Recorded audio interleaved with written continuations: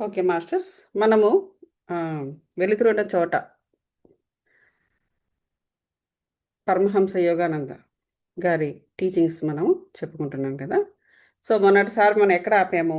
మానసిక సంస్కారము, ఆంతర్యంలో హృదయపూర్వక మర్యాద, ఇట్లా ఇది ఉన్నప్పుడు, అలాగే ఎడతెగని దయ. అంటే మన యందే కాకుండా, ఇతరుల యందే కాకుండా, మన యందు, ఇతరుల యందు, అలాగే ప్రకృతి యందు, అలాగే విశ్వం యందు, అన్నిటి యందు కూడా మనకు మానసిక సంస్కారము, ఆంతర్యంలో హృదయపూర్వకమైన మర్యాద, అలాగే ఎడతెగని దయ, ఈ మూడు ఉన్నప్పుడు, ఈ మూడు గనక మనకి ఎక్కువగా ఉంటే, ఏదో అప్పుడప్పుడు వచ్చి వెళ్ళడం కాకుండా ఎక్కువగా ఉంటే, ఈ చెడు ప్రవర్తన అనేది ఇక తొంగి చూడదు. అది అది మనకి ఒక టిప్గా చెప్పారు. ఎవరు? పరమానంద గారు. సారీ, పరమహంస యోగానంద గారు. చాలా వరకు జనులు ఏం చేస్తారు? తమ స్వకీయ దృక్పథం నుంచి మాట్లాడుతుంటారు, దాని నుంచే పనిచేస్తుంటారు. మనం ఆల్రెడీ చెప్పుకున్నాం కదా.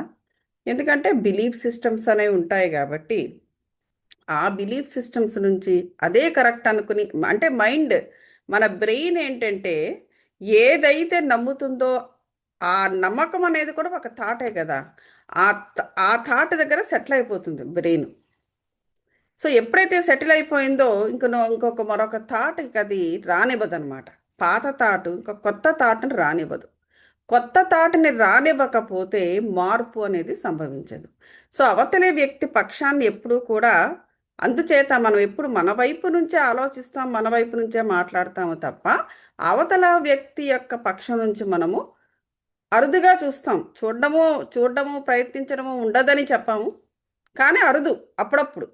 సో అందువల్ల ఎదుటి వ్యక్తి మనకి ఎప్పుడు అవగాహన రాహిత్యంగా ఉంటాడు. మనకు అర్థం కాడు వాడు. ఎందుకంటే మనం ఏదో అప్పుడప్పుడే, అది కూడా అది మనకి ఎంత అవసరమో అంతే ఎదుటి వ్యక్తి గురించి ఆలోచిస్తాము తప్ప, ఇలాగా ఎప్పుడూ ఒక మానసిక సంస్కారాన్ని కలిగి ఉండడము, హృదయపూర్వకమైన మర్యాదతో ఉండడము, ఇవి ప్రాక్టీస్లో లేవు కాబట్టి, ఎప్పుడు మన గోల మనదే కాబట్టి అవతల వ్యక్తి మనకు అప్పుడప్పుడు అర్థమైతే అవుతారు, లేకపోతే లేదు. అందువల్ల ఎప్పుడూ కూడా ఎదుటి యందు, అంటే వ్యక్తే కాదు, వ్యక్తి కావచ్చు, ఒక ప్రాంతం కావచ్చు, ఒక భాష కావచ్చు, లేకపోతే ఒక లోకం కావచ్చు, ఆఖరికి దేవుడైనా కావచ్చు. దేవుడి గురించి కూడా ఎంతమందికి ఎన్ని తెలుసు? పూర్తిగా తెలుసా దేవుడి గురించి? ఏ దేవుని యొక్క తత్వం ఏ విధంగా ఉంటుంది అనేది ఎప్పుడైనా తెలుసుకున్నామా? లేదు కదా. సుబ్రహ్మణ్యేశ్వర స్వామి మంగళవారం వెళ్ళి ఆయనకు ఊరికే అక్కడ పాలాభిషేకం చేయించడం తప్ప, అసలు సుబ్రహ్మణ్యేశ్వర స్వామి యొక్క తత్వం ఏంటి? అదొక ఎనర్జీ. ఆ దేవునికి ఒక రూపం ఇస్తున్నావు, ఆయనకు ఒక శూలం ఇస్తున్నావు, నీకు కూర్చోబెడుతున్నావు, నిల్చోబెడుతున్నావు, అది వేరే సంగతి. అది ఒక ఎనర్జీ. ఆ ఎనర్జీ యొక్క లక్షణాలు ఏమిటి? ఆ ఎనర్జీ యొక్క తత్వం ఏమిటి? దాని నుంచి మనం ఏం నేర్చుకోవాలి అన్నది మనం ఇప్పుడు కూడా ఆలోచించము. అటువంటప్పుడు సుబ్రహ్మణ్యేశ్వర స్వామి గురించి కూడా మనకేమీ తెలియదు. ప్రతి మంగళవారం వెళ్ళి పాలాభిషేకం చేయించినా అలా అనమాట. అదేవిధంగా ఒక మనిషి, పిట్ట, లేకపోతే ఒక పిచ్చుక, లేకపోతే ఒక జంతువు, లేకపోతే ఒక చెట్టు గురించి కూడా మనకేం తెలుసు? మన ఇంట్లో ఎప్పటి నుంచో చెట్టు ఉంటుంది. ఏ మామిడి చెట్టో జామ చెట్టు, అది అసలు ఎప్పుడు ఉద్భవించిందన్న విషయం కూడా మనకు తెలియదు. కనీసం ఎప్పటి నుంచి మనం చూసాము ఆ చెట్టు పెరుగుదలను? ఎప్పుడైనా మనము దాన్ని ఫాలో అయ్యామా? ఒకప్పుడు చాలా మంచి కాయలు ఇచ్చేవండి, ఇప్పుడు ఏమిటో అసలు కాయలు లేవు, భూమి సారిపోయింది అంటారు. ఎందుకు పోయింది? ఎప్పుడైనా మన భూమిని మనం స్టడీ చేస్తున్నామా? లేదు కదా. అసలు దేని ఎందో అవగాహన ఉండని వాడే మానవుడు. దేని ఎందో అవగాహన ఉండదు. అది. సో ఎవరితో అయినా తగులోకి దిగితే, ఎవరు వాదన మొదలు పెట్టినప్పటికీ మీలో ప్రతి ఒక్కరూ అవతల వాళ్ళలాగే నిందార్హులు. మూర్ఖులు వాదిస్తారు, తెలివైన వాళ్ళు చర్చిస్తారు అనేసి చెబుతున్నారు. ప్రశాంత భావం కలిగి ఉండడం అంటే మీరెప్పుడూ చిరునవ్వులు చిందిస్తూ ప్రతి ఒక్కరితోనూ వాళ్ళు ఏమి అన్నప్పటికీ అంగీకరిస్తూ ఉండటము కాదు. చూసారా? చాలామంది అంటారు, మీరు మెడిటేషన్ చేస్తారు కదండి, మీ మీ మీ మీ మీ కోపం ఎందుకు వస్తుంది అంటారు. అది బుద్ధి లేని ప్రశ్న. అంటే కోపం తెచ్చుకోవడము అనేది అనేక కారణాల మీద ఆధారపడి ఉంటుంది. నువ్వే కోపం తెప్పిస్తూ ఉంటావు ఫస్ట్ ఆఫ్ ఆల్. బుద్ధి నీకు లేదా, నాకు లేదా? సో ప్రశాంతత అనేది ఎక్కడ దొరుకుతుంది? నీ పక్కన ఉంటే నాకు నీ అక్కడ నేను నీ పక్కన ఉంటే నేను ప్రశాంతతను కోల్పోతున్నాను అంటే, అంతవరకు ప్రశాంతంగా ఉన్న మనిషి నీ పక్కన ఉన్నప్పుడు కోల్పోవడం జరుగుతుంది అంటే ప్రాబ్లం ఎక్కడ ఉంది? నా మెడిటేషన్లో ఉందా, నీ బుద్ధిలో ఉందా? నీ యొక్క ఆరా ఎటువంటి మనిషినైనా, యోగినైనా కూడా మార్పు చెందించగలిగే ఎనర్జీ కలిగి ఉన్నావు నువ్వు. ప్రాబ్లం నీది, నువ్వు సోల్ స్కాన్ చేసుకోవాలి, పక్కవాడికి చెప్పడం కాదు. సో ప్రశాంత భావము కలిగి ఉండటము అంటే ఏంటంటే, ఊరికినే చిరునవ్వులు చిందిస్తూ వాళ్ళు ఏమన్నా కూడా అవన్నీ పడుతూ అంగీకరిస్తూ ఉండడం కాదు అని చెప్పారు ఇక్కడ. సత్యం పట్ల మీకు శ్రద్ధ ఉన్నప్పటికీ మీరు దాంతో ఎవరిని బాధించకూడదు. అది సత్యం అనేది ఎట్లా ఉంటుందంటే, అందరికీ సత్యం మీద ఇంట్రెస్ట్ కానీ, సత్యాన్ని చూడగలిగేంత గుండెధైర్యం కానీ ఉండదు. నిజం మాట్లాడతారు, అది వేరే సంగతి. నిజం వేరు, అబద్ధం వేరు. అబద్ధాలు నిజాల్లో అది వేరు. సత్యం అనేది వేరు. ఈ సత్యం అనే దాంట్లో ఏంటంటే కాలము, అలాగే దైవము, అలాగే విశ్వము, ఇవన్నీ కూడా అందులో ఉంటాయి. కానీ నువ్వు చెప్పేది అబద్ధాలు నిజాల్లో ఓన్లీ నువ్వే ఉంటావు, ఇంకా మిగతావేమీ ఉండవు. సో సత్యం అనేది మనకి తెలిసిపోయినప్పటికీ కూడా అవతలవాడు సత్యానికి కనీసం దాని డోర్ దగ్గర కూడా రాని వాడికి మన సత్యం చెప్పినా వేస్ట్. సో ఒకవేళ చెప్పినా వాడు దాన్ని అర్థం చేసుకోకుండా బాధపడతాడు, లేదా వాడు శక్తివంతుడైతే నిన్ను బాధ పెడతాడే తప్ప ఆ సత్యాన్ని అర్థం చేసుకోడు. అందుచేత అంతవరకు కూడా వెళ్ళవలసిన అవసరం ఉండదు. సో మనం తమ మంచి ప్రవర్తనకు పొగడ్తను కోరుకుంటూ ఈ విధంగా అందరినీ సంతోషపెట్టాలని ప్రయత్నించేవాళ్ళు తమ మనోభావాల మీద నియంత్రణ ఉన్న వాళ్ళని అన్ని వేళలా చెప్పలేము. అది సో కాబట్టి ఎవరైనా కూడా, ఈవెన్ స్పిరిచువల్ ప్రాక్టీసెస్ చేస్తున్న వాళ్ళకు కూడా సెల్ఫిష్గా ఉండవచ్చు. సెల్ఫ్లెస్గా ఉండడం అనేది చాలా ఇంపార్టెంట్. అంటే ఏంటి? వాళ్ళు ఏదైనా ఒక మంచి ప్రవర్తన, మంచి మాట, ఒక మంచి ఇదో చెప్పినప్పుడు ఒక పొగడ్తను కోరుకోవడం అనేది మనిషికి చాలా సహజం.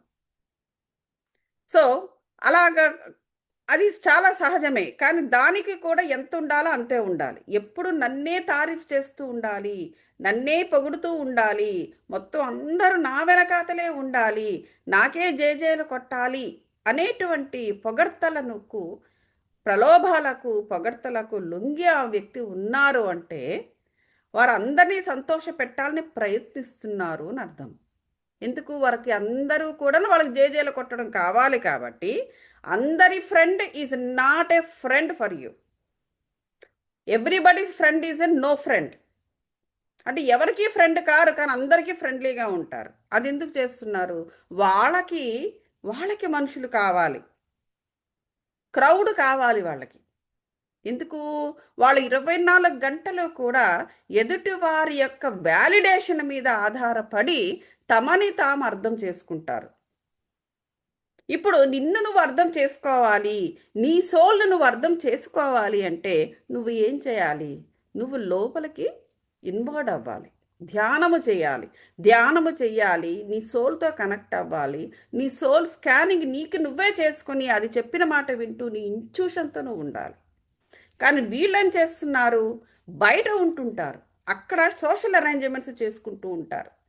40, 50, 100, 200, 300 మందిని ప్రిపేర్ చేసుకుంటూ ఉంటారు. వారందరి యొక్క పొగడ్తల నుండి తమని తాము స్టడీ చేసుకుంటుంటారు వాళ్ళు తప్ప లోనికి కనెక్ట్ అయ్యి వాళ్ళు స్పిరిచువల్గా ట్రాన్స్ఫార్మ్ అవ్వటం లేదు. అక్కడ అందరి యొక్క వ్యాలిడేషన్ మీద వాళ్ళు ఆధారపడి ఉన్నారు.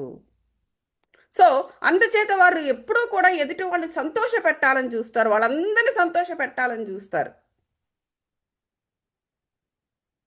కానీ అలా జరగదు, కష్టం అది. అందుకని జనరల్ రూల్స్ని పాటిస్తూ ఉంటారు, దానికి వాళ్ళు రకరకాల పేర్లు పెట్టుకుంటూ ఉంటారు, అది వేరే సంగతి. సో కాబట్టి వారందరూ అటువంటి వారు అన్ని వేళలా మనోభావాల మీద, వారి యొక్క ఓన్ మనోభావాల మీద నియంత్రణ ఉండేవాళ్ళని మనం చెప్పలేము. మనోభావాలపై నియంత్రణ ఉన్నవాళ్లే సత్యాన్ని అనుసరించగలరు. సత్యం కూడా అలాంటి వాళ్ళ ముందే బయటపడుతూ ఉంటుంది. ఎప్పుడైనా సరే సత్యము నీ ముందుకు వచ్చింది అంటే నీ మనోభావాల మీద నీకు నియంత్రించుకునే అర్హతను నువ్వు పొందావు అని అర్థం. ఆ అర్హతను పొందేంత వరకు నేచర్ కూడా సత్యాన్ని నీ ముందు పెట్టదు. ఎప్పుడూ ఆ మాయలోనే, విష్ణుమాయ, ఆ మాయలోనే వెళ్ళిపోతూ ఉండడం అనేది జరుగుతుంది. నువ్వు ఎప్పుడైతే ఆ మాయను నువ్వు జయిస్తూ వెళ్ళావో అప్పుడే సత్యం కూడా నీ కళ్ళ ముందుకు వస్తుంది. అంతవరకు రానే రాదు. ఇది ఇక్కడ మనం అర్థం చేసుకోవాల్సిన విషయం. ఎక్కడ వీలైతే అక్కడ సత్యాన్ని కూడా మనం పంచుతూ ఉండాలి. కానీ చూసుకోవాలి అవతల వాళ్ళు సత్యాన్ని ఆకలింపు చేసుకుని జీర్ణించుకునే శక్తి ఉన్నవారా లేదా అని చూసుకుంటూ ఉండాలి. ఇంకా ఏ విధంగానూ గ్రహించలేని వారిని ఇంకా అనవసరంగా విసిగించడం మానేసుకోవాలి. ఏం చెప్పినా ఏం చేసినా వాళ్ళు గ్రహించటం లేదు అంటే వాడికి వాళ్ళ మనోభావాల మీద నియంత్రణ లేదు, వారి అషడ్వర్గాల మీద వాళ్ళకి కంట్రోల్ లేదు. అటువంటప్పుడు సత్యము కూడా వాళ్ళ ముందుకు వెళ్ళదు. నువ్వు ఎంత చెప్పినా కూడా వాళ్ళు వినరు. నీ ముందుకు వస్తోంది సత్యము అంటే నువ్వు ఆ అర్హతను పొందావు. నీ అరిషడ్వర్గాలని నువ్వు జయించగలిగే పరిస్థితిలోకి నువ్వు వచ్చావు కాబట్టే నీకు కూడా సత్యము అనేది ముందుకు వస్తుంది. అతను రానే రాదు. అది అతడు తన స్వీయ ఆదర్శాలను, మనశ్శాంతిని ఎప్పుడు రాజీ పడడు. ఎవరు? సత్యంతో ఉన్నవాడు. అది సత్యంతో ఉన్నవాడు ఎలా ఎలా ఉంటాడంటే తన సొంత ఆదర్శాలకు మనశ్శాంతిని ఎప్పుడు కూడా ఎవరి కోసము రాజీ పెట్టుకోడు, ఎవరి కోసము వదులుకోడు, ఎవరితోనూ కాంప్రమైజ్ అవ్వడు. ఎందుకు? వాడికి సత్యం అనేతో దానితో ఉంటున్నాడు వాడు. మిగతా వాళ్ళందరూ అసత్యవాదులు, ఇంకా విష్ణుమాయలో కొట్టుకుపోతున్నారు. వాళ్ళకి ఇంకా సత్యం అనేది వారి ముందుకు వెళ్ళటం లేదు. అటువంటి వారి కోసం వీడు తన ఆదర్శాలను, తన మనశ్శాంతిని, తన సత్యాన్ని వదులుకోడు. అంటే వాళ్ళ లక్షణం అలా ఉంటుంది, వీళ్ళ లక్షణం ఇలా ఉంటుంది. అలాంటి మనిషి ఈ ప్రపంచంలో గొప్ప మేలు చేసే శక్తి అవుతాడు. ఎవరు? సత్యముతో ఉండగలిగేవాడు ఒక పెద్ద శక్తి అవుతాడట. అది స్వచ్ఛమైన మర్యాదపూర్వకమైన భాష అనే అందమైన వస్త్రాన్ని ధరించి ఉంటాడు. అది ఓకే. దీంతో మనము ఆపాం. సామరస్యపూర్వకమైన వ్యక్తిత్వాన్ని పెంపొందించుకోవడం ఎలా? ఇతరులతో ఉన్నప్పుడు స్వచ్ఛంగా మన సామరస్యపూర్వకమైన వ్యక్తిత్వాన్ని మనము సంపాదించుకోవాలి.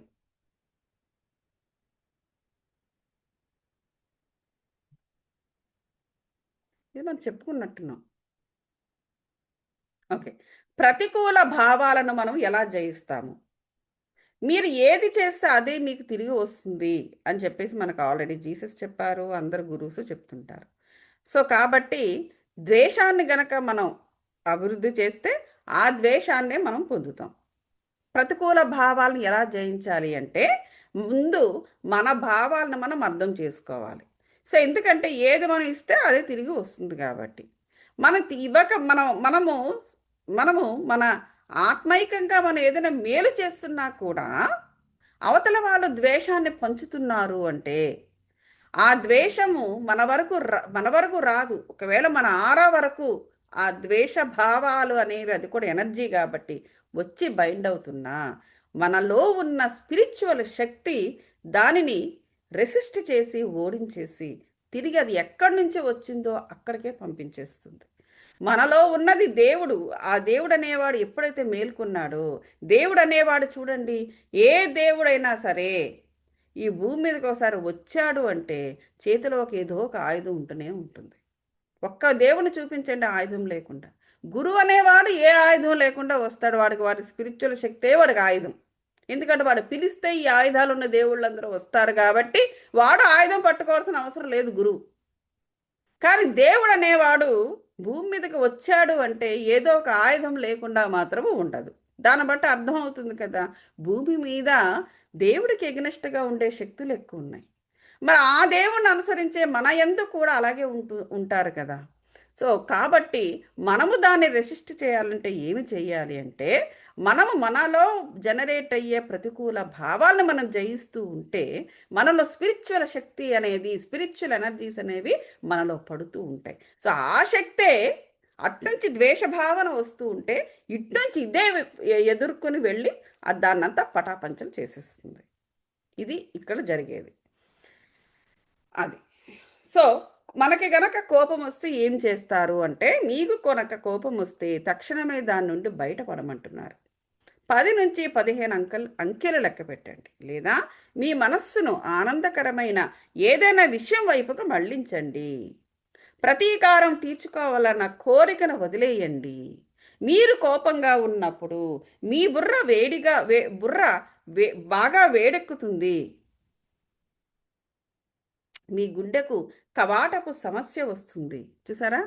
మనం గనక కోపంగా ఉన్నప్పుడు ఎన్ని రకాల మార్పులు మన శరీరంలో జరుగుతున్నాయో చెప్తున్నారు. బుర్ర వేడెక్కడం, గుండె యొక్క కవాటాలు అవి మార్పు చెందడము, శరీరం మొత్తం కూడా ఏమవుతుంది, శక్తి విహీనము. అంటే ఏంటంటే ఇక్కడ అర్థము ఎనర్జీ లాస్ అయిపోతాము మనం. మనం ఎక్కువ కోపంతో మనం ఏదో థాట్ వస్తుంది, అంత కోపంతో పాటుగా అన్ని రకాలు వస్తాయి కదా, రకరకాల ఎమోషన్స్. దానివల్ల మన యొక్క స్పిరిచువల్ ఎనర్జీని మనం పోగొట్టుకుంటాం. శాంతిని, మంచిని మనం వెదజల్లినప్పుడే మనలో ఉన్న శక్తి ఎక్కడికి బయటకు పోకుండా ఉంటుంది. అది ఎందుకంటే అది సహజమైన ప్రకృతిలోనే ఉండగలదు. ఎవరు? స్పిరిచువల్ ఎనర్జీ నిన్ను అనుసరించుకుని ఉండాలంటే నువ్వు నీ శరీరములో లేకపోతే నీ ఆత్మలో సహజమైన ప్రకృతిని ఎస్టాబ్లిష్ చేయాలి. సహజమైన ప్రకృతి ఏమిటి? ఆ స్పిరిచువల్ ఎనర్జీ ఉండగలిగే ప్రకృతిని. ఈ అరిషడ్ వర్గాలకు గనక మనం లోనవుతుంటే ఈ స్పిరిచువల్ ఎనర్జీ ఇక ఉండదు, బయటకు పోతుంది. కాబట్టి మీలో ఉన్న దేవుడి రూపపు తత్వం ఏంటంటే అది ఏమిటా తత్వము? అవ్యాజమైన ప్రేమ, పీస్, అల్టిమేట్ చిదానంద స్థితి. ఈ ఈ స్టేజ్లో మనం ఉన్నప్పుడే, ప్రకృతితో మనం కలిసి ఎలాగైతే ఉన్నప్పుడే అప్పుడే స్పిరిచువల్ ఎనర్జీస్ కూడా మనలో ఉంటాయి.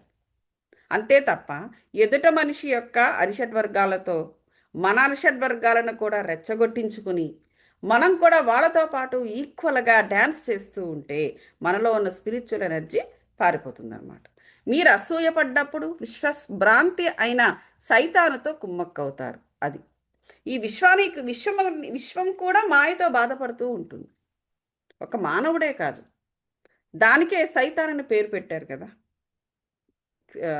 బైబిల్లో ఏముంటుంది? సైతాన్. సో ఎప్పుడూ కూడా ఈ సైతాన్ ఎప్పుడూ కూడా ఈ అసూయ ద్వేషాలను రెచ్చగొట్టడానికి ట్రై చేస్తూ ఉంటుంది. జీసస్కి కూడా ఎన్నో టెస్టులు పెట్టింది సైతాన్. సో మనము కూడా ఎప్పుడైతే ఆ సైతాను లక్షణాలతో కలిసి ఉండి సైతాన్ యొక్క లక్షణాలను మనం రెచ్చగొట్టుకుంటామో మనలోనూ ఎదుటి వాళ్ళలోనూ, లేదా ఎదుటి వాళ్ళు మనకు మీద ప్రయోగిస్తుంటే వాటిని స్వీకరిస్తామో ఆటోమేటిక్గా మనం సైతానుకు దగ్గర అవుతాము, దేవుడికి కాదు. ఎప్పుడైతే సైతానికి దగ్గర అయ్యామో ఈ దేవుడి ఇక్కడి నుంచి పారిపోతాడు. మీరు కోపంగా ఉన్నప్పుడు సైతాను మీకు అది మనము అరిషడ్ వర్గాలతో ఇది ఉన్నప్పుడు మనకు మార్గదర్శకం వెంటనే సైతాను మనకు ఆనందంగా వచ్చేస్తాడనమాట. సో ఓకే, నువ్వు చెప్పింది కరెక్టే, నువ్వు చేస్తున్నది కరెక్టే, వాళ్ళు ఇలాంటి వాళ్ళే అలాంటి వాళ్ళే అని చెప్పి నిన్ను మరింత వక్ర మార్గంలోకి తీసుకువెళ్తాడు. సో ఏ సమయంలో అయినా అసూయ, భయం లేదా కోపము, గొంతు ఇవేమీ కూడా ఇవేవైనా జరుగుతుండేటప్పుడు గుర్తుంచుకోవాల్సిన విషయం ఏంటంటే సైతాను వచ్చేసాడు మన మీదకి అని అర్థము. సో కాబట్టి వెంటనే సైతాన్ని వెళ్ళిపోమని మనం ఆజ్ఞాపించాలి.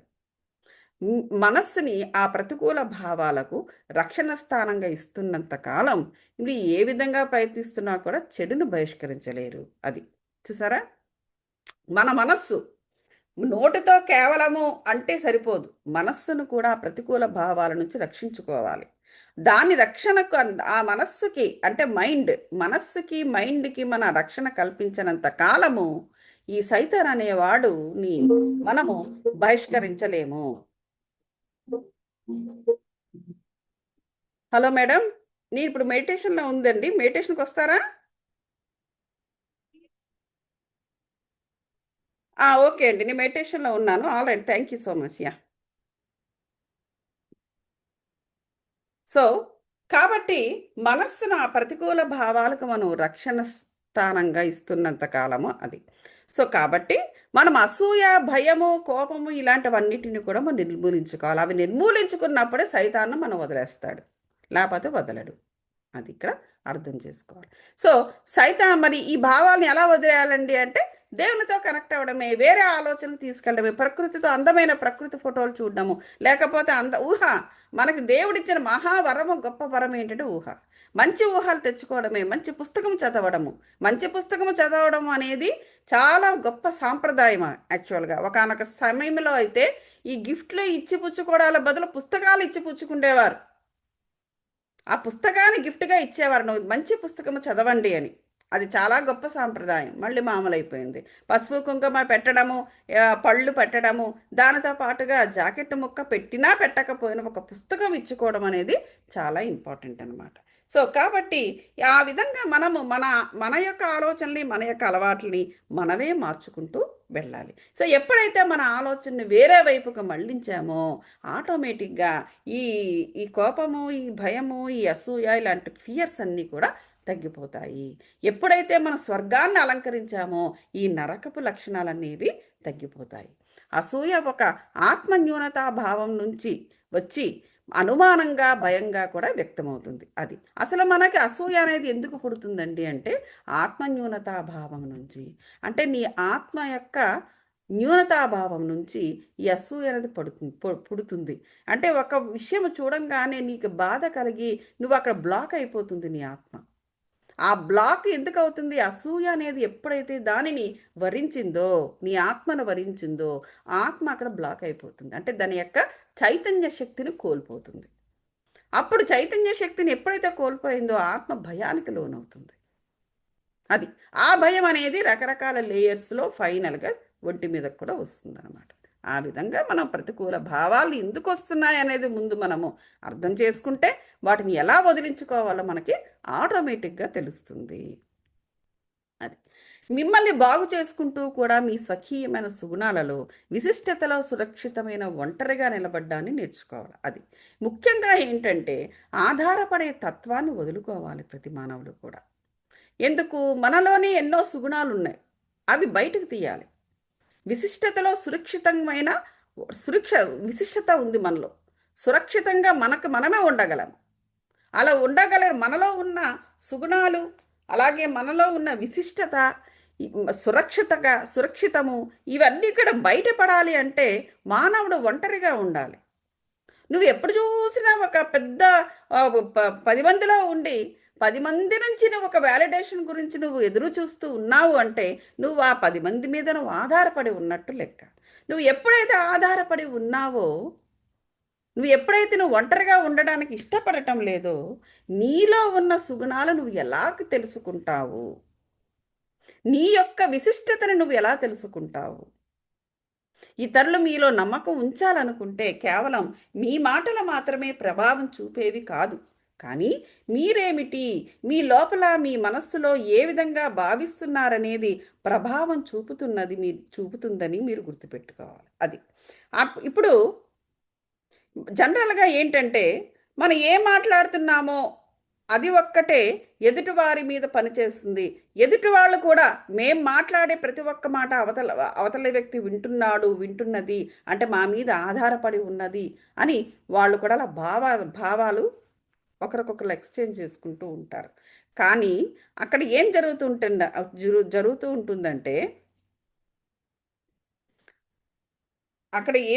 ఉంటుందంటే అక్కడ మాటలు మాత్రమే ప్రభావం చూపదు. కేవలం ఎదుటివాడు డిప్లొమాటిక్గా మాట్లాడంగానే వీడిక్కడ వింటున్నాడు, వీడిక్కడ నమ్ముతున్నాడు, వీడిక్కడ అంగీకరిస్తున్నాడు అని వాడు నమ్ముతూ ఉంటాడు. జస్ట్ నీ మాటకే అంత ప్రభావం ఉందని నువ్వు అనుకోవద్దు. అది ఇక్కడ చెప్తున్నారు. సో ఇతరులు ఎలా ప్రవర్తించినా కూడా మనము మాత్రము లోపల దేవతలా ఉండాలి అని చెబుతున్నారు. సో ఎప్పుడైతే మనమే ఒక దేవుడు అయిపోయాం అనుకోండి, అప్పుడు ఆటోమేటిక్గా మనలో ఎప్పుడు దయ, ప్రేమ, అవగాహన అనేటువంటివి చోటు చేసుకుంటాయి. ఎప్పుడైతే అవి చోటు చేసుకున్నాయో అవతల వాడు కూడా ఏ మాట పడితే ఆ మాట మాట్లాడడానికి భయపడతాడు. ఎందుకు? నీకు ఎప్పుడైతే నువ్వు ఎప్పుడైతే దేవుడు అయిపోయావో దేవుడి యొక్క లక్షణాలు ఏముంటాయి, దేవుడికి అన్నీ అర్థమవుతాయి. నువ్వు అబద్ధం చెప్తున్నావా లేదా, నువ్వు అబద్ధాలు ఆడుతున్నావు అనే విషయం కూడా దేవుడికి తెలిసిపోతుంది. ఎందుకు? ఆయన యొక్క అవగాహన స్థాయి అటువంటిది. అతని యొక్క ప్రేమ స్థాయి అటువంటిది, అతని యొక్క దయా స్థాయి అటువంటిది. అబద్ధాలు చెప్పేవాడు కూడా తన పైన దయ ఉంచమనే దేవుడి దగ్గరికి వెళ్తాడు. వాడికి తెలీదా వాడు అబద్ధాలు చెబుతున్నాడు, వాడు దొంగతనం చేస్తున్నాడు, లేకపోతే ఇతరుల యొక్క ఆస్తులను కొల్లగొడుతున్నాడు, వాడు చేసేవన్నీ చెడు మార్గము చెడు పనులే అని వాడికి తెలుసు కదా. అయినా సరే వాడు కూడా దేవుడి దగ్గరకు వస్తాడు. నాపై దయ ఉంచు దేవుడా అంటాడు, హుండీలో డబ్బులు వేస్తాడు. వాడు కూడా దేవుడికి ఏదో ఒక హారతో ఏదో ఊదొత్తులో ఏదో వాడు వెలిగిస్తాడు. అంటే చెడ్డవాడికైనా మంచివాడికైనా దేవుని యొక్క దయ కావాలి. అంటే ఇక్కడ అర్థం చేసుకోవాల్సింది ఏంటంటే దేవుని యొక్క దయ అందరి యందు ఈక్వల్గా ఉంటుంది. అటువంటి స్థాయి మనం పొందాలి. అప్పుడు ఆ చెడ్డవాడు కూడా నీ దగ్గరికే వస్తాడు దయ చూపించమని.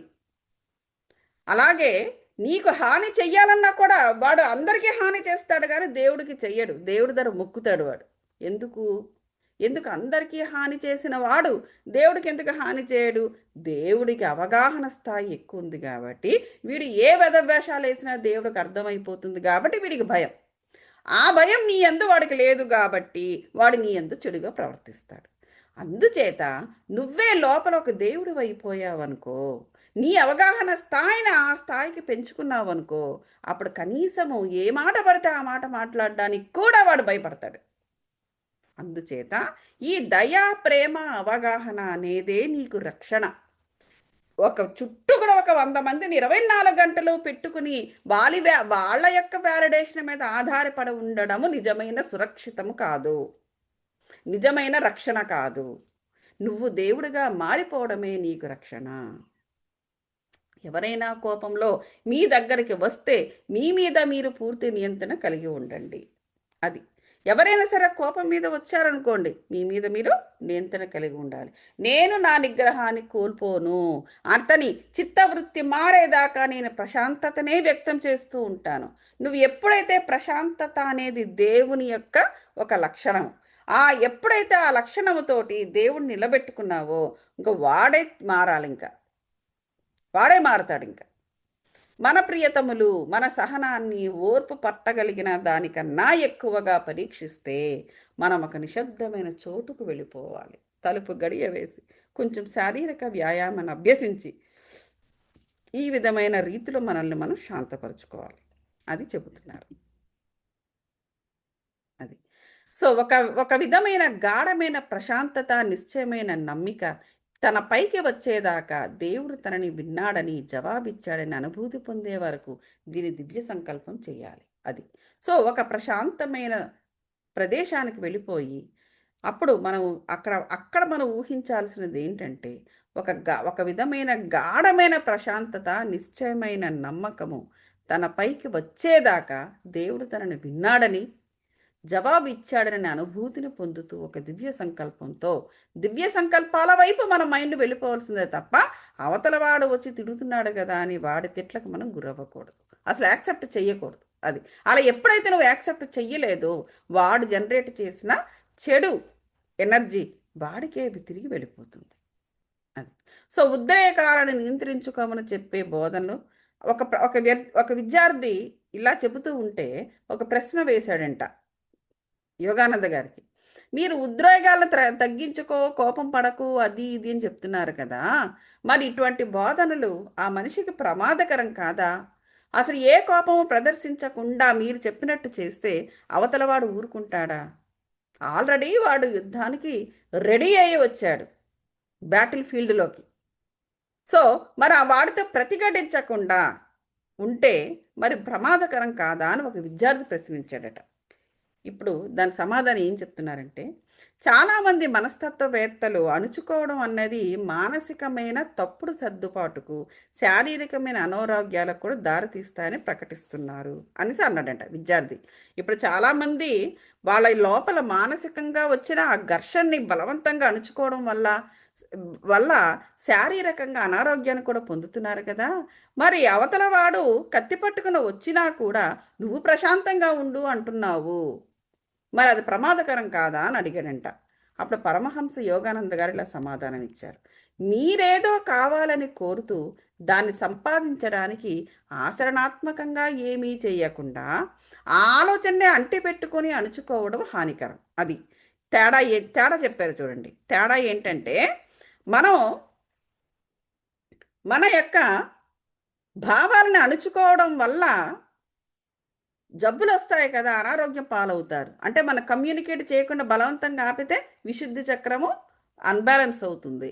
అలాగే థైరాయిడ్ జబ్బు వస్తుంది. ఇట్లాంటివన్నీ ఉన్నాయి కదా. అంటే అప్పుడు ఈయన ఏమంటున్నారంటే మనం ఏదో కావాలని కోరుతూ దాన్ని సంపాదించడానికి ఆచరణాత్మకంగా ఏమీ చెయ్యకుండా ఆలోచన అంటిపెట్టుకుని అణుచుకుంటేనే హానికరం. అణుచుకుంటే హానికరం.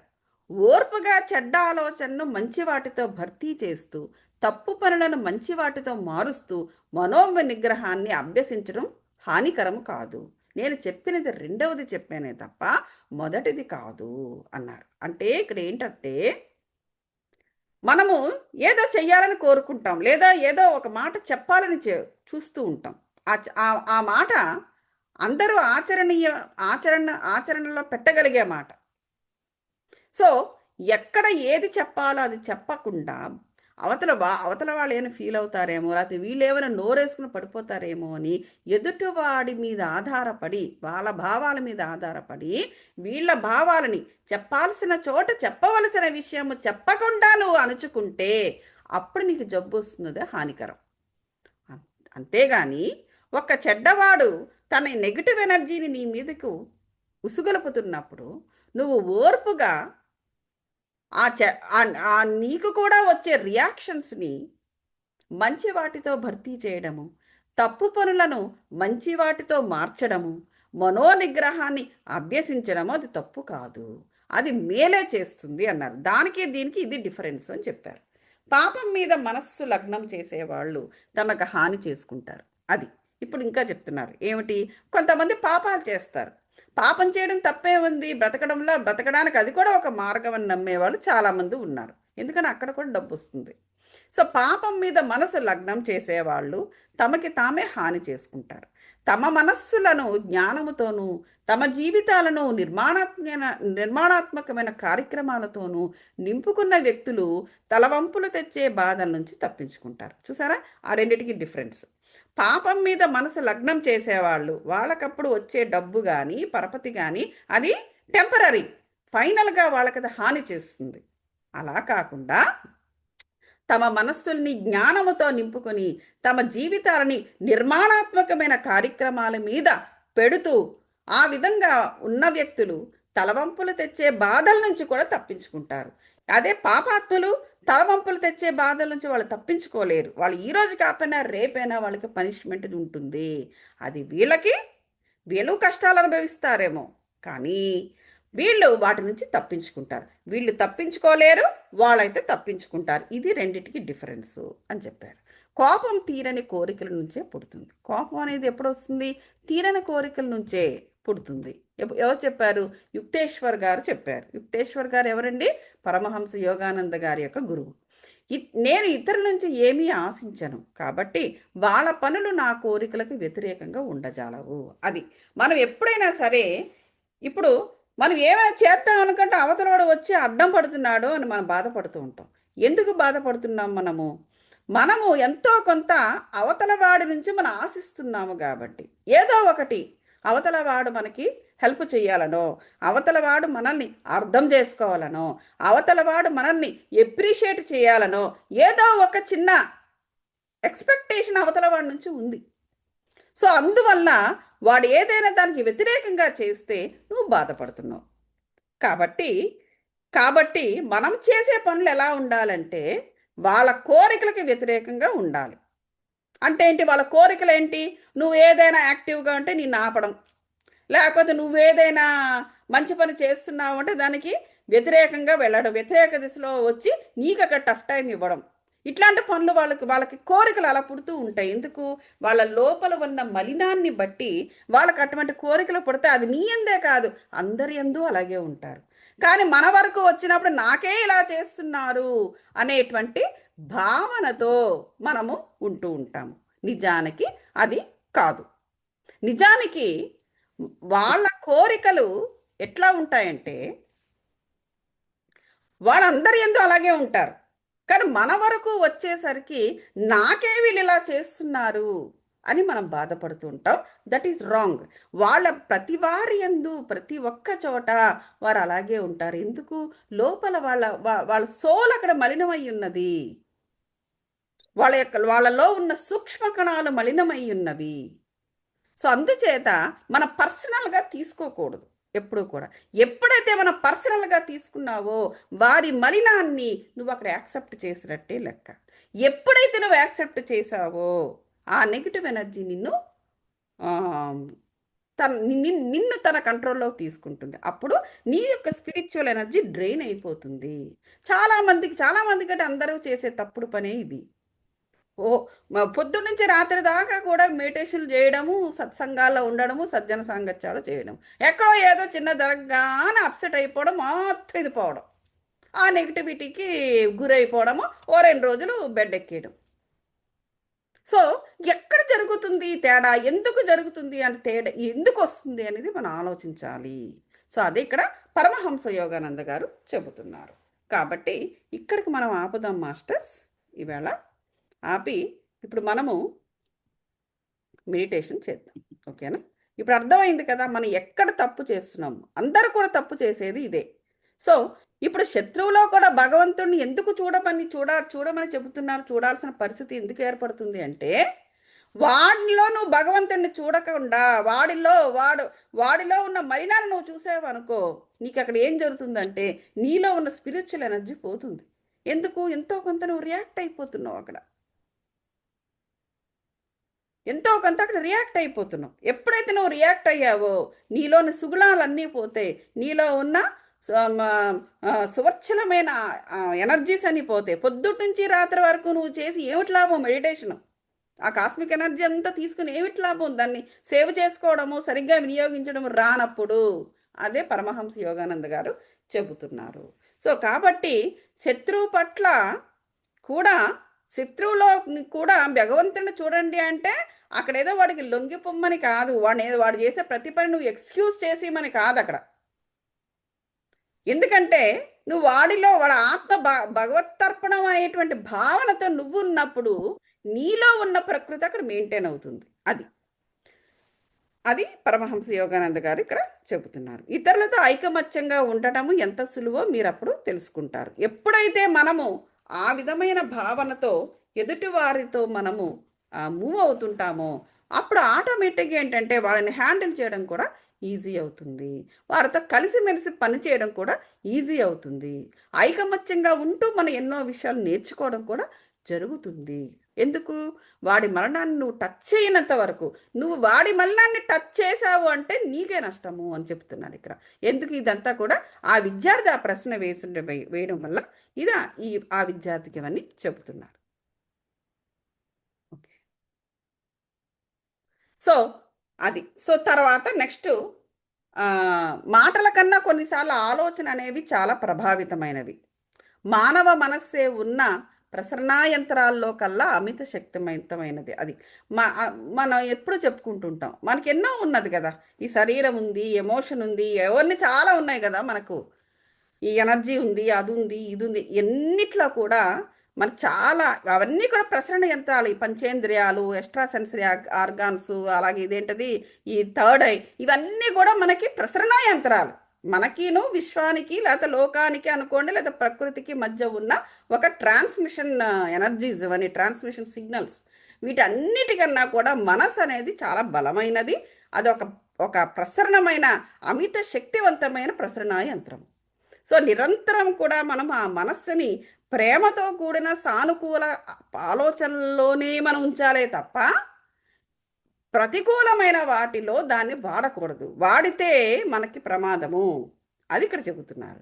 ఇప్పుడు కన్ను ఉన్నాయనుకోండి, మీరు అక్కడ పొద్దున లేవగానే కంటితోటి ఒక అందమైన సూర్యుడినో చంద్రునో చూడకుండా సపోజ్ ఇంటి ముందు ఉన్న చెత్త బుట్టను చూశారు, ఏమవుతుంది? పెద్దగా ఏం అవ్వదు. వాళ్ళు వచ్చి ఇంక ఎత్తలేదు కాబట్టి చెత్త అనుకుంటారా, అయిపోతుంది. సో కంటి యొక్క ప్రసరణ పెద్ద ప్రాబ్లం ఏం లేదు. అలా ఇంకేదో మీకు నచ్చనిది ఎవరు అక్కడ కొట్లాడుకుంటున్నారు చూశారు, పని వీళ్ళు ఎప్పుడు ఇదే గోల అనుకుంటారు, వెళ్ళిపోతారు. సో కన్ను అది ఇది ఇది రకరకాల ప్రసరణ ఇదిలో అది ఇది అయినా వచ్చే నష్టం పెద్దగా లేదు. కానీ చూసిన ప్రతి చోట నీ మనస్సు అక్కడ అతుక్కుందనుకో, అప్పుడు ప్రమాదం ఉంటుంది. సో అందువల్ల మనస్సుని అక్కడ అక్కడ అక్కడ పెట్టద్దు. నువ్వు అక్కడ అక్కడ అక్కడ అనవసరమైన విషయాలు నీ కంటితో చూసినా పర్వాలేదు, లేకపోతే విన్నా పర్లేదు. మనకి ఇష్టం లేకపోయినా ఎవడో ఒకడు ఏదో ఒకటి చెప్తూ ఉంటాడు, అలా విన్నా పర్వాలేదు, అంత ప్రమాదమే లేదు. కానీ మనస్సును గనక పెట్టామా, అటువంటి వాటన్నిటిలో మనసుని పెట్టామా, ప్రమాదం ఉంది అనేసి చెబుతున్నారు. కాబట్టి జాగ్రత్తగా చూసుకోమంటున్నారు. అది. సో చాలామందికి ఎలా ఉంటుంది, ప్రతీకార వాంఛలతో ఉంటారు. తిరిగి దెబ్బ కొడదాంరా వాడికి అన్నట్టుంటారు. ప్రేమనివ్వడము మిమ్మల్ని బాధ పెట్టాలని ప్రయత్నించేవాడి నిరాయుధుడిగా చేసే అత్యున్నతమైన మార్గం. అంటే అవతల వాడు నిన్ను ఆయుధంతో కొట్టడానికి వస్తున్నా కూడా రా కొట్టు అనమని కాదు అక్కడ అర్థం. వాడు రావడానికి ముందే నువ్వు ఆల్రెడీ దేవుడిలా తయారైపోయి ఉంటే వాడు అక్కడ అసలు ఆయుధమే పట్టడు. అది అక్కడ విషయం. అది అర్థం చేసుకోవడానికి ఇక్కడ చెప్తున్నారు ఇదంతా కూడా. అసలు ఆయుధమే వాడు పట్టడు. ఆయుధం వాడు పట్టేలా నువ్వు చేస్తున్నావు అంటే కావచ్చు, కరెక్టే, వాడు అసూయ ద్వేషము, ఎందుకంటే వాడు మలినమై ఉన్నాడు కదా, వాడి ఆత్మ అంతా కూడా మలినమై ఉంది. సో కాబట్టి వాడు ఆటోమేటిక్గా ఎవరి దగ్గర ఏముంటే అదే ఇస్తారు. వాడు ఆ మలినాన్ని అందరికీ పంచాలని చూస్తాడు. కానీ నీ ఎంత మలినాన్ని వాడు పంచుతున్నాడు అంటే అక్కడ అటువంటి పరిస్థితిలో నిన్ను పెట్టుకున్నావు కదా, అది అది అది తప్పు. వాడికి నువ్వు ఎత్తిస్తున్నావు నువ్వు. సో కాబట్టి నువ్వే దేవుడిగా మారిపోతే ఇదంతా అర్థం చేసుకుని, సొసైటీలో చాలామంది ఏం చెప్తారంటే ఎవరు ఎలా ఉన్నా మంచి చెడు అనేది అన్నీ సహజము, కాబట్టి ఆ చెడును పక్కన పెట్టి మంచిని మాత్రమే తీసుకుని ముందుకెళ్ళండి అని చెప్తూ ఉంటారు. ఇది సొసైటీలో మన సోషల్గా బ్రతకడానికి ఒక టిప్ ఇచ్చారు. కానీ అది ఆత్మ దగ్గరకు వచ్చేసరికి అది సంపూర్ణంగా కరెక్ట్ కాదు. ఆత్మ దగ్గర ఆత్మను కాపాడుకోవడానికి లేదా మన స్పిరిచువల్ ఎనర్జీస్ని కాపాడుకోవాలి అంటే అక్కడ మన సొసైటీలో నేర్చుకున్న ఆ టిప్పు ఈ ఆత్మకి దగ్గర పనికిరాదు. ఆత్మ దగ్గర ఏమిటి, వాడిని వదిలేయమని కాదు, వాడిని ఉంచుకో, నీ నీ స్నేహితుడిగా నువ్వు పెట్టుకో, లేకపోతే నీ స్నేహితురాలుగా పెట్టుకో నీ జీవితంలో. కానీ ఆ మలినము నుంచి నువ్వు తప్పుకోవాలి అంటే, ఆ మలినము నుంచి నువ్వు తప్పుకోవాలి అంటే ఆత్మకు మరొక రకమైన తర్ఫీదు ఇవ్వాలి. అది నేను చెప్పేది ఇక్కడ. చూడండి, బాగా గమనించండి. సో అవతల వాడిలా మలినం ఉంది అని చేసి నువ్వు వదిలేయమని చెప్పటంలా, కానీ సొసైటీలో మనం ఆ విధంగా బ్రతుకుతాము, ఎందుకంటే అది అక్కడ సర్వైవల్. అది మానవుడు సంఘజీవి కాబట్టి అందరూ కావాలి కాబట్టి. కానీ ఆ టిప్ ఇక్కడ ఆత్మ దగ్గర పనికిరాదు. సో ఆత్మ దగ్గర మరో రకమైన తర్ఫీదును మనం ఇచ్చుకోవాలి. అదేంటంటే నువ్వే దేవుడిగా మారిపోతే నీకు అవగాహన స్థాయి పెరిగిపోతుంది, ఎడతగని దయా ప్రేమ నీకు పెరిగిపోతుంది. అప్పుడు ఆటోమేటిక్గా ఏంటంటే నీలో ఒక దైవము అనేటువంటి ప్రకృతి నీలో అక్కడ క్రియేట్ అయిపోతుంది. ఎప్పుడైతే ఆ ప్రకృతి అనేది అలా క్రియేట్ అయిందో నీ స్పిరిచువల్ ఎనర్జీస్ అటువంటి ప్రకృతిలోనే ఉంటాయి. తప్ప నువ్వు వాడిలా మారిపోతే ఉండవు. ఆటోమేటిక్గా నువ్వు ఎన్ని గంటలు మెడిటేషన్ చేసిన ఎనర్జీస్ అంతా పోతాయి. సో ఆ ఆత్మ దగ్గరకు వచ్చేసరికి ఆ విధమైన క్రియేషన్ అంటే అటువంటి అట్మాస్ఫియర్ మనం పెట్టుకున్నప్పుడు స్పిరిచువల్ ఎనర్జీస్ అందులోనే ఉంటాయి. ఇప్పుడు చూడండి, లలితమ్మ వారు ఎక్కడుంటారు, మణిద్వీప వర్ణన తెలుసు కదా అందరికీ. 3 సార్లు 5 సార్లు ఇలాగా, లేకపోతే 12 సార్లు 13 సార్లు చదువుతుంటారు. మరి ఆ మణిద్వీప వర్ణన ఆవిడ స్థానం అదే, ఆవిడ అక్కడే ఉంటారు. సో ఆ ప్లేస్ కన్నా అది ఆ విధంగా లేకపోతే అక్కడి నుంచి ఆ శక్తి అక్కడి నుంచి వెళ్ళిపోతుంది. అదేవిధంగా మన ఆత్మను కూడా మనకు అటువంటి అట్మాస్ఫియర్ని క్రియేట్ చేసినప్పుడు ఆ స్పిరిచువల్ ఎనర్జీస్ ఎప్పుడూ ఉంటాయి. ఆ సొసైటీలో ఏదో నేర్చుకుని అక్కడ తీసుకొచ్చి ఇక్కడ పెట్టకూడదు, అదనమాట. సో అది ఇక్కడ పరమహంస యోగానంద గారు ఆ విద్యార్థికి ఇచ్చిన సమాధానము. ఓకే.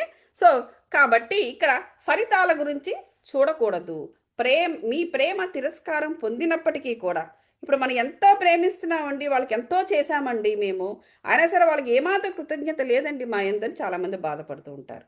దానిపైన ధ్యాస పెట్టద్దు అంటున్నారు. నువ్వు చేసావు కదా, నువ్వు చేసుకుంటూ వెళ్ళు.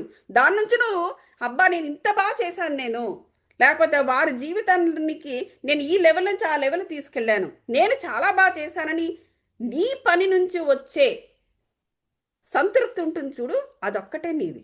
అంతే తప్ప వాడు నిన్ను అక్కడ అర్థం చేసి, వాడు నిన్ను అక్కడ ఎప్రిషియేట్ చేయలేదు, వాడు నాకు అక్కడ సింహాసనం మీద కూర్చోబెట్టలేదు అని మాత్రము చూడొద్దు. నీ పనిలో నీవు చేసిన పని పరిపూర్ణంగా చేసేవా లేదా, ఆ పరిపూర్ణత నుండి నీకు సంతృప్తి వచ్చిందా లేదా, అంతవరకే, అంతవరకే. కానీ వాడు ఏ విధంగా వాడి యాక్షన్స్ ఏమిటి నీ ఎందు అనే దానితో నీకు ఏ సంబంధము లేదు. అది ఇక్కడ చెబుతున్నారు. దానిపైన ధ్యాస పెట్టద్దు. ప్రేమను ఇచ్చి మరిచిపోండి. చూసారా, ప్రేమను ఇచ్చి మరిచిపోమంటున్నారు ఇక్కడ పరమహంస యోగానంద గారు. చూసారా, ప్రేమను ఇచ్చి మరిచిపోమంటున్నారు ఇక్కడ. ఎంత బాగుందో చూడండి. ప్రేమను ఇవ్వండి, కానీ ఇచ్చిన ప్రేమను, అరే మేము ఇంత ప్రేమించాం అంత ప్రేమించామని ఇంక మరిచిపోండి. నువ్వు ఇచ్చేంత వరకు, నువ్వు ఇస్తున్న కొలది నీకు వస్తూ ఉంటుంది. అంటే వాళ్ళే ఇవ్వాలని లేదు, నీకు వచ్చేది ఏ రూపంలోనైనా ఉంటుంది. స్పిరిచువల్ రూపంలో ఉండొచ్చు, డబ్బు రూపంలో ఉండవచ్చు, పరపతి రూపంలో ఉండవచ్చు, లేదా మరి ఇంకేదో రూపంలో ఉండవచ్చు. లేదా నువ్వు ఇస్తున్నది ఈ జన్మలో కాకపోయినా వచ్చే జన్మకు పునాది వేస్తూ ఉండవచ్చు, చెప్పలేము. కాబట్టి ఇచ్చిన ప్రేమను ఇవ్వండి, ఇస్తూ ఉండండి, దానికి మర్చిపోండి. ఇహ దేన్ని ఆశించకండి, తర్వాత మీరు అద్భుతమైన ఫలితాన్ని చూస్తారు అని చెప్పేసి పరమహంస యోగానంద గారు చెప్పారండి. ఓకేనా, మనం ఇక్కడ ఆపుదాము. ఇంకా నెక్స్ట్ మనం నేర్చుకునేది క్షమ గురించి. ఓకే, నిన్న మొన్న సామరస్య ఇది గురించి చెప్పేసుకున్నాము. సామరస్యమైన సంబంధాలనే వాటిని ఎలాగా, సామరస్యం లేని సంబంధాలు అనేవి ఎలా ఉంటాయని. ఈవేళ ఏమో ప్రతికూల విషయాన్ని ఎలా జయించాలో చెప్పుకున్నాము.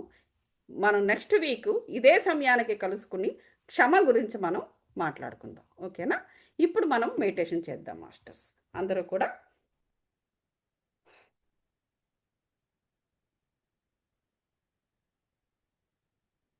ఆలోచన రహిత స్థితిలోకి రండి మాస్టర్స్. ఇప్పటి వరకు మనం ఎన్నో ఆలోచించాం కదా, వాటన్నిటి నుంచి బయటపడండి. ఒకసారి take a deep breath, hold the breath for 4 seconds. ఒకసారి డీప్గా బ్రీతింగ్ తీసుకుని 4 seconds ఆ బ్రీతింగ్ని అక్కడే ఆపండి. ఆ తర్వాత నోటి నుంచి బ్రీతింగ్ వదలండి ఫర్ లాంగ్ టైం. అప్పుడు వదులుతున్నంతసేపు కూడా బాడీని రిలాక్స్ చేయండి మాస్టర్, సో దట్ మైండ్లో ఇప్పటి వరకు ఆలోచిస్తున్నవన్నీ పోతాయి. Okay, take a deep breath,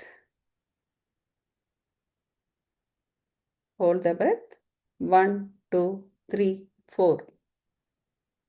నోటితో exhale and relax your body. Okay, ఇప్పుడు అర్థమైంది కదా. అగైన్ అలా 3 సార్లు చేసుకోండి మాస్టర్స్, మీకు మీరే.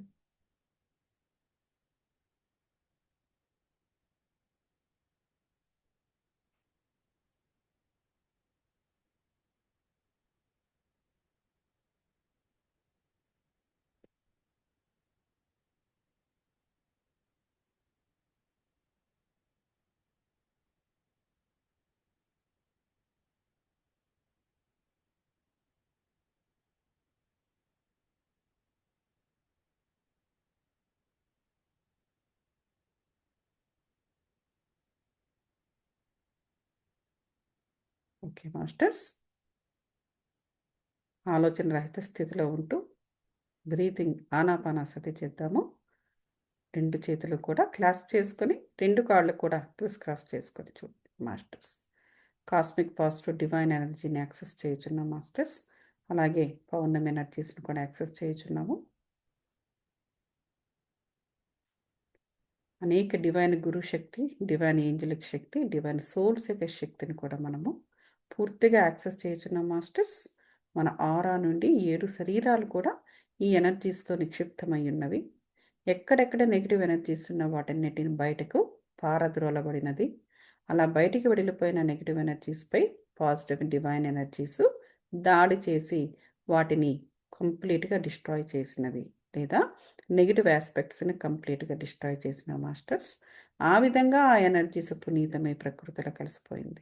ఇప్పుడు కంప్లీట్గా మనము cosmic positive divine energies, divine guru శక్తి, డివైన్ ఏంజలిక్ శక్తి, డివైన్ సోల్స్ యొక్క శక్తితో నిండిపోయి ఉన్నాం మాస్టర్స్. ఈ శక్తితో మనము మన సోల్తో కనెక్ట్ అయ్యి పరమాత్మతో కూడా కనెక్ట్ అవుతూ మనము మెడిటేషన్ చేద్దాం masters.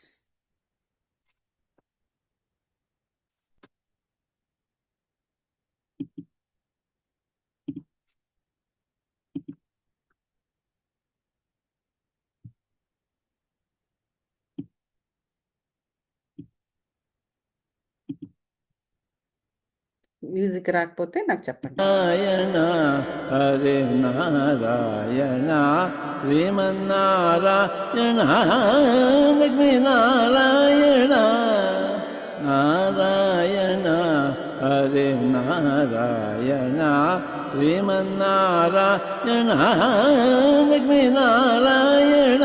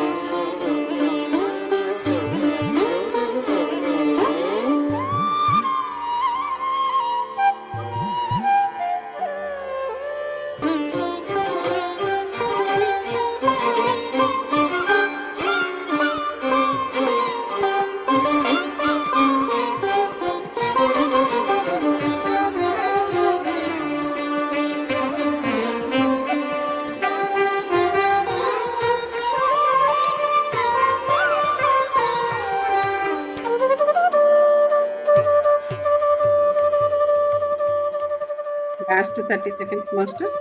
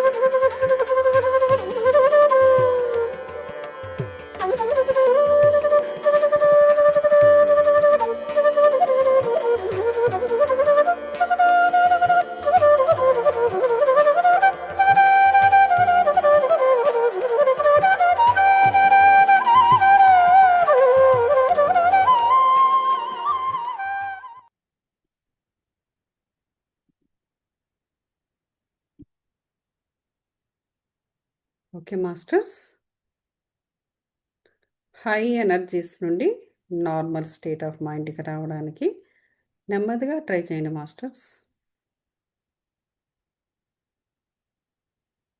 Be with your breath. Cosmic positive divine ఎనర్జీస్కు ధన్యవాదాలు తెలుపుకుందాం మాస్టర్స్. అందులో నిక్షిప్తమై ఉన్న అనేక డివైన్ గురుశక్తి, డివైన్ ఏంజలిక్ శక్తి, డివైన్ సోల్స్ యొక్క శక్తికి కూడా ధన్యవాదాలు తెలుపుకుంటున్నాము. పంచభూతాలకు, ఈ ప్రకృతి మాతకు ధన్యవాదాలు తెలుపుకుంటున్నాం మాస్టర్స్. జన్మనిచ్చిన తల్లిదండ్రులకు, అలాగే సొసైటీకి ధన్యవాదాలు తెలుపుకుందాము. మీ 7 శరీరాలకు ధన్యవాదాలు తెలుపుకోండి మాస్టర్స్. 2 అరచేతులను తీసుకుని 2 అరచేతులను తీసుకుని కంటి మీద పెట్టుకోండి. ఒకసారి సహజ స్థాయిలో ఊపిరి పీల్చండి.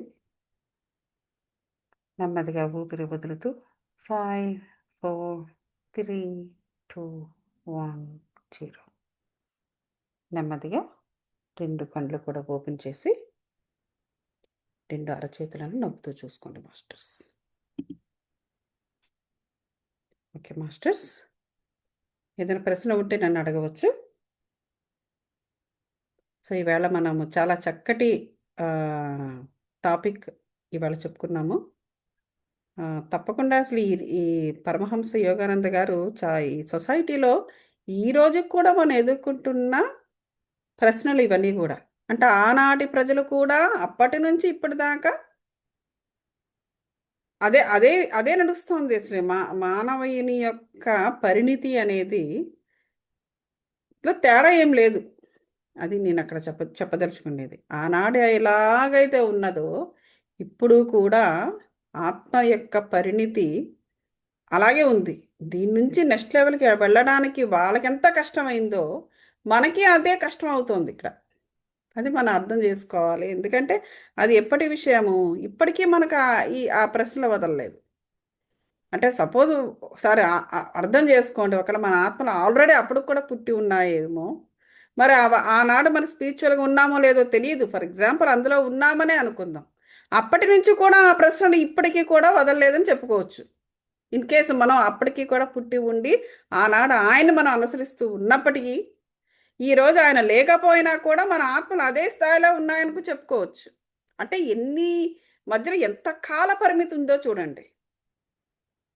సో కాబట్టి మనం తెలుసుకున్న దాన్ని వెంటనే ఇంప్లిమెంట్ చేస్తూ ఉంటే మనం ఎక్కువ జన్మలు తీసుకోవాల్సిన అవసరం అనేది ఉండదు.